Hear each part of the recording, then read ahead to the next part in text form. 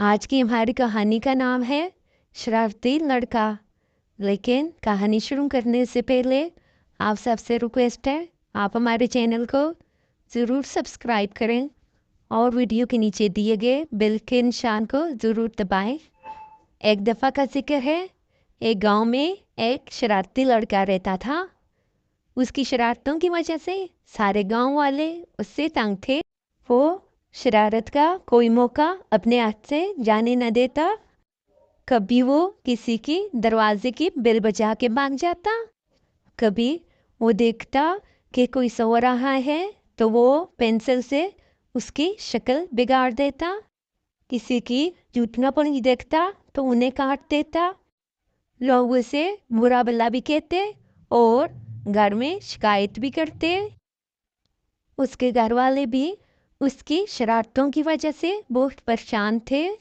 घर वाले उसे बहुत समझाते कि बेटा, ये छोटी छोटी शरारतें जिन्हें तुम मजाक समझते हो, कहीं तुम्हें बड़ी मुश्किल में ना डाल दें। लेकिन वो किसी की बात ना सुनता। शायद उसे ये सब करके मज़ा आता था। अब तो उसकी शरारतें हद से बढ़ गई थी। इस बार तो उसने हद ही कर दी।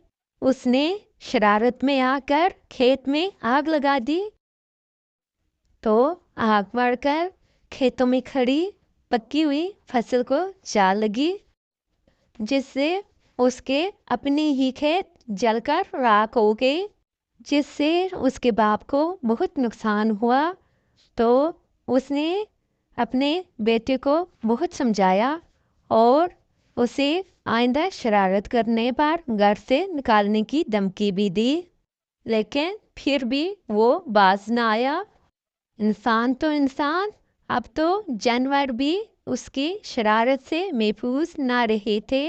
एक दिन वो बाजार में जा रहा था कि उसकी नज़र एक खाना बेचने वाले की रेहड़ी पर पड़ी। तो उसे शरारत सूझी। तो उसने रेहड़ी से मिर्चों की प्लेट उठाई और खाने में डाल दी।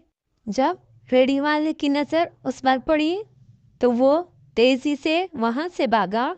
तो रेहड़ी वाला भी उसके पीछे भागा।